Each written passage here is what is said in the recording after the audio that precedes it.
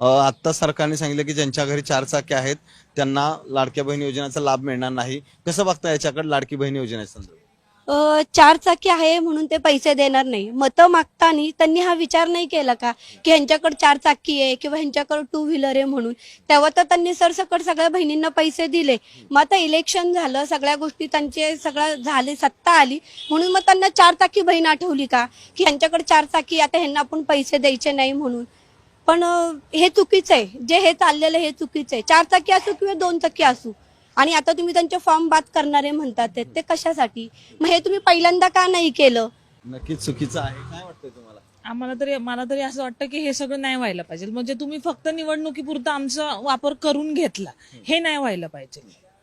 मग ह्याच्यामध्ये तुम्ही निवडणुकीपुरता आमच्याशी गोड बोललात, मग त्यावेळेस तुम्हाला आम्ही जेव्हा डॉक्युमेंट दिले त्यावेळेस तुम्हाला दिसलं नाही का? आम्ही पण लिगली सगळ्या गोष्टी केल्या ना, त्यावेळेस तुम्हाला दिसायला हवं होतं. मग तुम्ही फक्त निवडणुकीपुरतं महिलांसोबत गोड बोललात, मग तिथं तात्पुरती लाडकी बहीण आली. हे नको व्हायला.